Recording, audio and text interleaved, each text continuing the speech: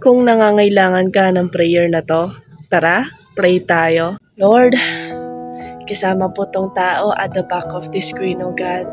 We ask for your forgiveness and we need you, God. Lord, maaring sa taong ito, oh God, sinalubong po namin tong taon na ito na meron pong takot sa puso po namin, oh God. To let go of the things, oh God, na gusto na po naming palayain sa aming mga buhay, oh God. Na Lord, natatakot po kami, oh God.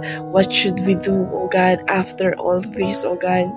Na natatakot po kami, Panginoon, na pagkatapos po naming i-let go ang mga bagay-bagay sa aming mga buhay, oh God, ay hindi po kami magtagumpay sa taong ito, oh God. Pero sabi nga sa iyong salita, Panginoon, ang takot ay hindi galing sa iyo. Ito'y galing sa kaaway, oh God. Kaya naman, Panginoon, we ask the strength, oh God, that comes from you. Sa halip na takot, yung maramdaman namin, Lord, bigyan mo kami ng kalakasan na nagmumula sa iyo.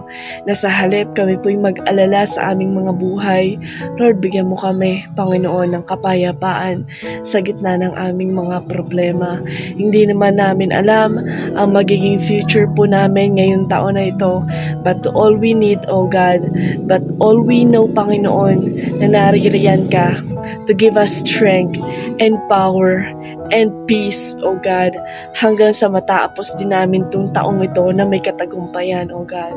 Salamat sa pagkilos mo sa aming mga buhay.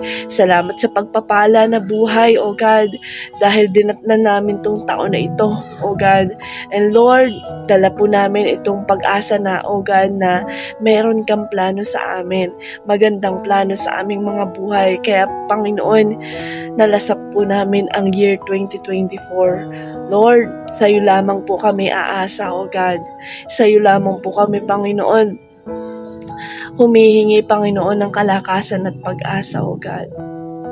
Kaya, Panginoon, ang gusto lamang po naming i-assure sa iyo, O God, sa lahat ng bagay, O God, na aming makakamit ngayong taong ito, ikaw lagi yung una, O God, na hindi ka namin makakalimutan, O God.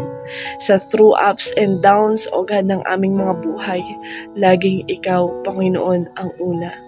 Salamat po, Panginoon. Sa iyo po ang papurit, parangal at pasasalamat sa pangalan ng Panginoong Hesus. Amen and Amen. Happy New Year, kapatid!